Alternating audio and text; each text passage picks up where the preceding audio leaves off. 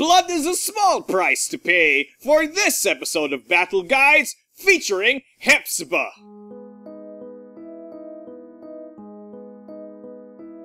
Hepzibah is a stat monster who uses her amazing unique ability and interesting effects to crush opponents in less than 5 beats. However, that all comes at the cost of being generally risky, having little to no movement, and being generally predictable.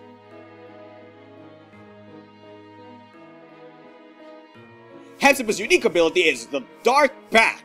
Hepzibah has 5 Dark Pact cards. During the anti-phase, she may anti one of these at the cost of 1 life. And then all of those Dark Pacts return to her at the end of the beat. Just note that Hepzibah may anti as many Dark Pacts as she can afford, but she cannot spend her last life point this way. Which means that if you're at 1 health, you can't anti Dark Pacts anymore. Now before I talk about this unique ability, let's go over the packs first. First up is Inevitable. Inevitable just gives Hepzibah range plus 0 to 1. And this might not seem very strong if it were a regular character. Hepzibah, on the other hand, barely has any range and or movement. So having a pack that gives her range whenever the heck she wants might as well read as give all of your styles range plus 0 to 1. And that's really good, especially on Hepzibah, who barely has any hit confirmed to begin with. Next up is Immortality. Immortality gives Hepzibah Soak 2, and this is very powerful even if you do lose 1 life to get it. In essence, you lose 1 life but gain Soak 2. So it's kind of like gaining Soak 1 in a sense. Even then, it's really good because it puts your shots up beyond Magical Stun Guard 4 range, and of course, taking less damage is always very good. Next up is Almighty, and much like its predecessor, this one is kind of like just trading 1 life for 2 power, so it's kind of like free power plus 1 in a sense. However, the plus 2 power is way better than the power plus 1 because it lets you break stun guards better. Next up is Ignore Stun Guard. Ignore Stun Guard is not that useful in a lot of matchups.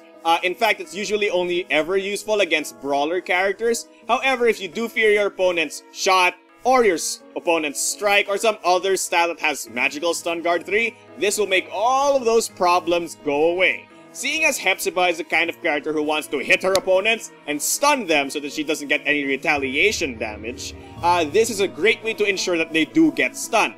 Note, however, that it does not ignore soak or stun immunity, so if your opponent has access to those, this won't really help you that much. And finally, we have Endless, which gives you priority plus 2. Now, it's really hard to put an exact value on how much priority plus 2 is worth, but if that priority plus 2 does make it so that you get to act before your opponent does, and you stun them, it doesn't matter how much life you lost because you get a trade on your opponent without them trading back. If you hit them without them hitting you back because of your priority plus 2, it's oftentimes worth it. Now that we've gone over all of the packs, this unique ability is very interesting because of a lot of reasons.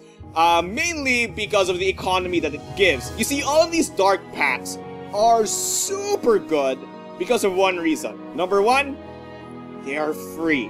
Now, a lot of people will tell me, no, Marco, they cost life.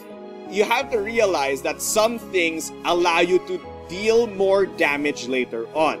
In card games, for example, you put down a minion instead of hitting your opponent's face. Because, in a sense, that minion will deal more damage over time than you just hitting your opponent in the face with some burn card. This is the principle behind life isn't that important, because other things in the game can snowball really hard into dealing more damage than you could have at that turn. So, in BattleCON, how does that translate? Well, in a game like BattleCON, it's all about life. Unlike those other card games, there's no such thing as minions that allow you to compound damage over time. BattleCON is simply a game of deal damage every turn until one of you drops first. And that's the thing.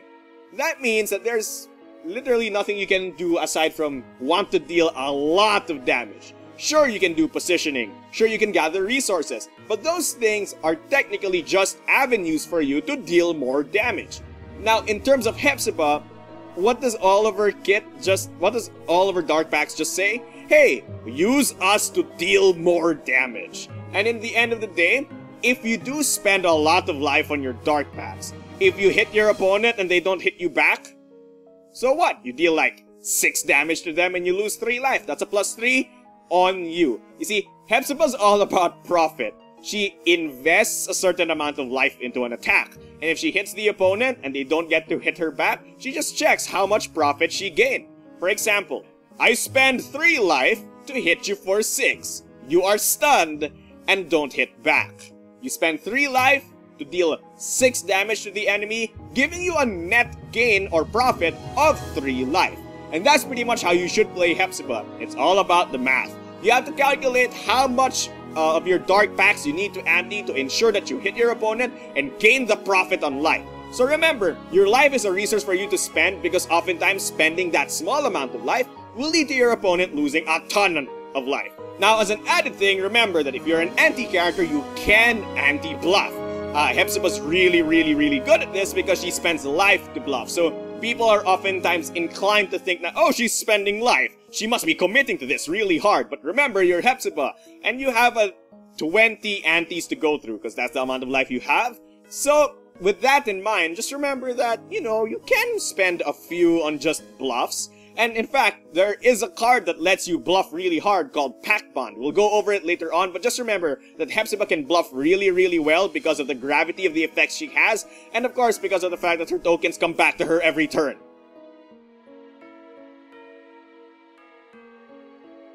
Now, Pact Bond might not be the most statistically strong style in her kit, but it allows her to gain a lot of life.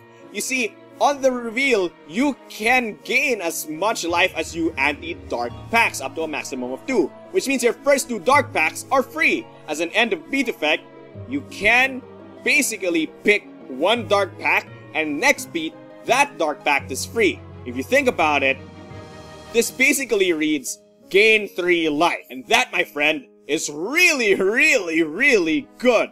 Especially on a character who likes to spend a lot of her life. Gaining 3 life for free just by playing this card is amazing. Now, when it comes to attack pairs, I highly, and I really mean highly, recommend pairing this attack with Dash, because Dash is just that good. I mean, I swear, Pact Bond Dash gets you free life. Amazing! However, if you do want to do an actual attack, Pact Bond Drive is one way to go, as Drive gives Pact Bond the range it desperately needs. Next up, oh baby, it's Anathema. Anathema is Hepzibah's big payout style. Anathema is scary because on reveal you gain power +1 and priority +1 for each dark pack you antied. Heard that right? This means that if you ante any of your dark packs, you get power +1, priority +1 as an added effect. That's amazing. Though do note that you can only go up to a maximum of 3 because going to 5 will just make you completely broken. Now with this in mind, remember, Anathema anything is a big payout attack that will hurt opponents really hard. Oftentimes you'll want to ante the power, priority, and range on this just to ensure that you hit your opponent really fast and really hard. Now, this plays a lot like your Clockwork Shot, and it's very important that you don't get dashed when you Anathema. Because of Hepzibah's kit, her fastest priority is a 9 priority Grasp. Anathema Grasp, 3 tokens, making sure one of them is prio and making sure your base is Grasp.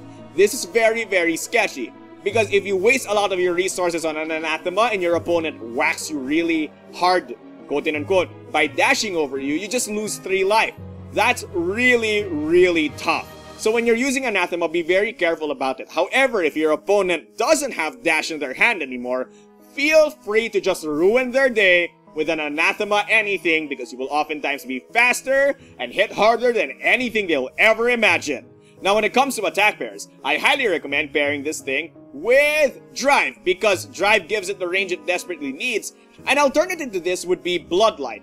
Bloodlight is Hepzibah's unique base, and the range on it is really good, giving you basically pseudo drive range, as well as the fact that you can regain health when you hit your opponent. This means that you increase the life gap even more, and as a character that's all about gaining life profit, money on this attack. Next up is a Curse. A curse is one of Hepzibah's styles that has range, it also has negative power and okay priority. But the passive effect is really quite powerful. Sometimes Hepzibah encounters characters that are just way faster than her average attack pair. This solves that problem. If you anti 3 or more dark packs, you gain stun immunity.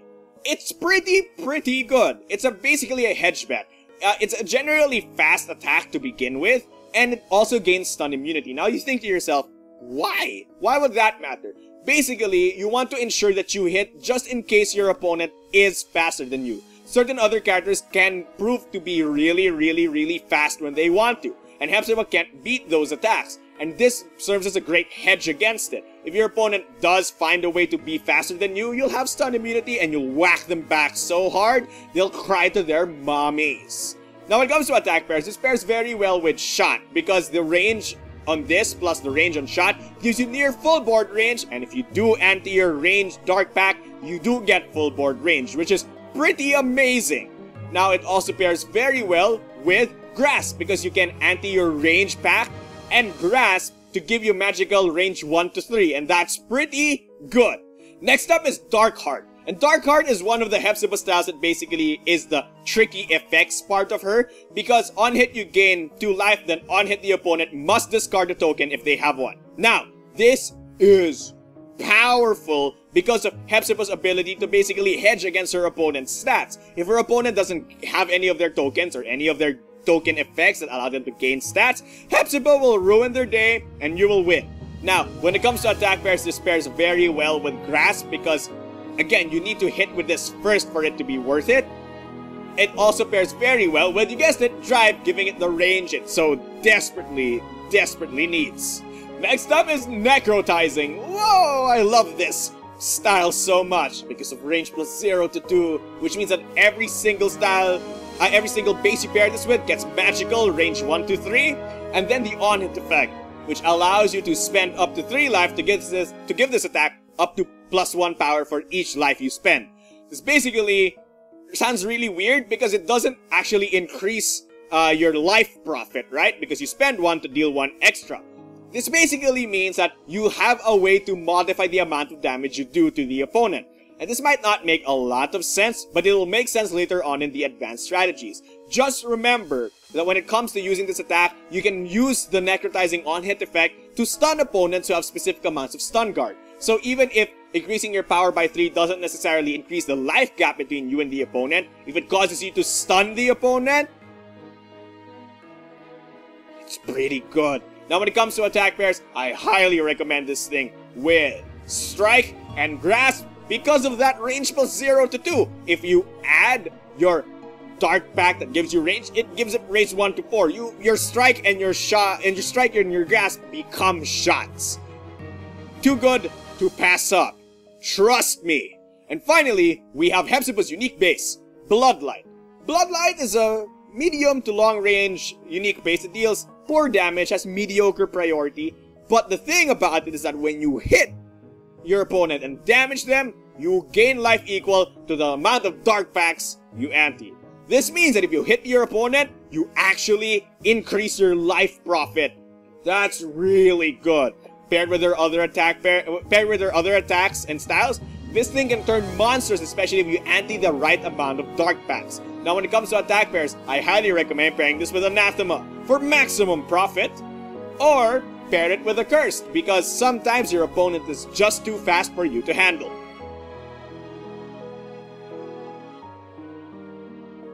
Hepzibah's 2 overdrive finishers are Seal the Pact and Altair?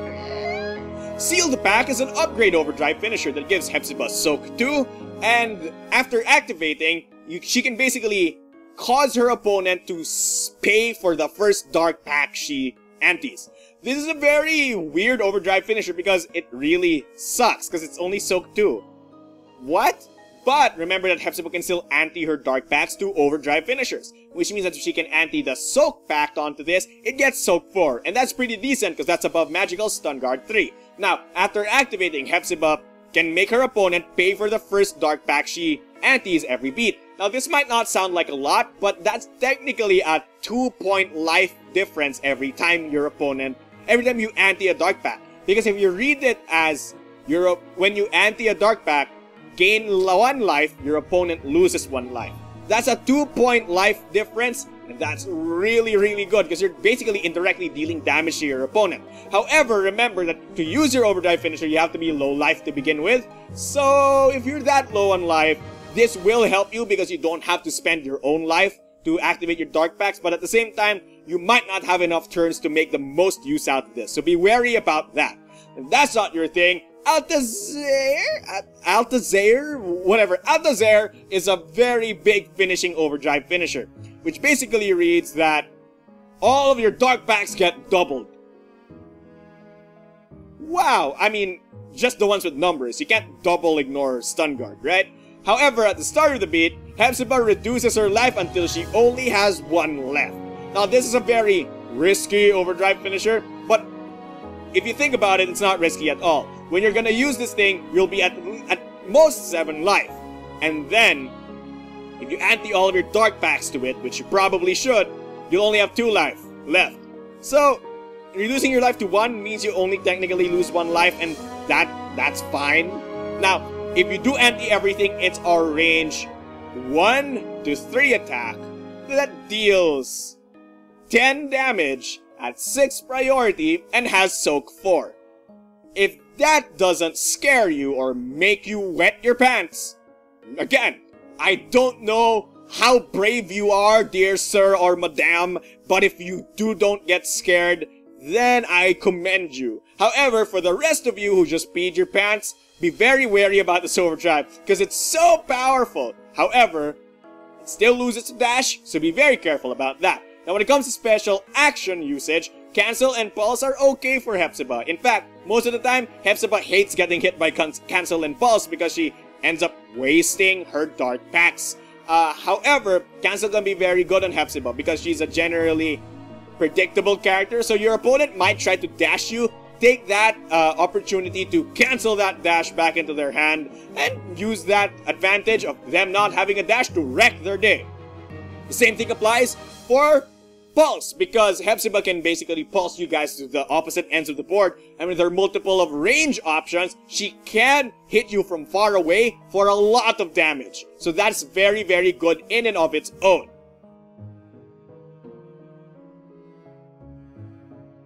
Now let's move on to the part that everybody loves, Hepzibah advanced strategies and combos. Hepzibah advanced strategies don't boil down to a few numbered things, so it's really hard for me to explain because a lot of this knowledge is probably in my head and I'm probably taking some things for granted. But basically, when you play as Hepzibah, you just have to play around your opponent's dash. That's it. A good Hepzibah player knows that her opponent's dash will beat her attacks all the time. All of her attacks get beaten out by dash, with the exception of Anathema, Grasp, Anti-3, making sure one of them is Prio, which clashes dash, and I highly doubt you wanna bet everything on that, because again, Hepzibah's like investments or gaining profits. You don't put all of your eggs in one basket because, well, if you lose that basket, you lose the entire game. So when it comes to Hepzibah, work around your opponent's dash. Your opponent's dash is your greatest enemy. In fact, oftentimes, a lot of Hepzibah players will lose because they spend beats when their opponent dashes them, and they lose 3 life because they anti-3 dark packs. Again, this is really, really not good because you're about profits. You're a character who wants to get profits because oftentimes you have to invest a lot into just hurting your opponent. So if your opponent dashes you, you gain 0 profits. So that's really, really bad. Work around your opponent's dash. Don't be super hyper aggressive while your opponent has their dash in their hand, because oftentimes, if you get dashed, it's over. However, if you do get dashed and your opponent drops their dash, it's fine. You see, you might lose 3 now, but later on, during those 2 beats where your opponent doesn't have a dash, Anathema and Necrotizing will ruin their day. In fact, if you do set it up correctly, during those 2 beats that your opponent doesn't have a dash, you can probably deal something along the lines of like 15 damage. So, with that in mind, you just wreck the opponent once their dash is down. So, Hepzibah's a game that's really weird. The first few beats are spent baiting out your opponent's dash, and once your opponent's dash is down, you wreck them for like 10 plus damage. Now, here's the thing about Hepzibah though. you do lose a lot of life in the process of dealing a lot of damage to your opponent. And that's okay, because again, it's about profit. However, this means that later on in the game, you don't have as much leeway for being aggressive, because spending 5 life in one beat where you're at like 6 HP is really scary, because your opponent just flicks you and you die. Now, here's the thing though. Hepzibah doesn't need to be aggressive in the late game anymore, because during the mid game where she, or at least during the early game where your opponent dashes down, she dealt like so much damage that she only needs to deal like 3 or 4 damage to the opponent in the late game to kill them. And that's the beauty of Hepzibah. So, all in all, Hepzibah is just like that. She spikes really hard and then cools down a little bit. So, when using Hepzibah, remember, bait the dash, and when the dash is down, wreck them hard, but in the late game, you don't need to risk as much because they're near dead anyway.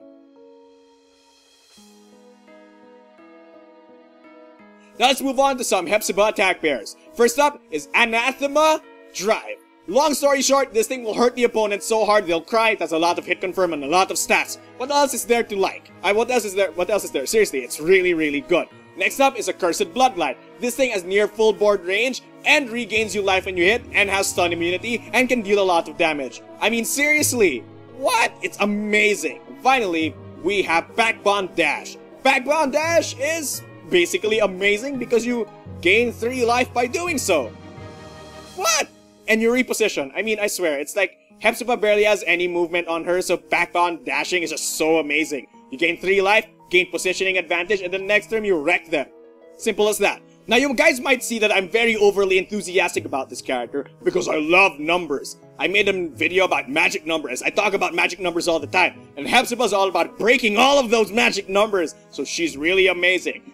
But I do say that she's a risky character at the start of this video. However, a good Hepzibah player never risks anything when playing as her. Now, if you like this video or the character and want to learn more about level 99 games, check the description out below. If you want to talk to me or any other BattleCON veterans, check the description out below. Leave a comment, email me, check the description out below or the comment section down below. Now, there's nothing left for this video, so don't forget your special action, and thank you, World of Indines. Thank you, and good night!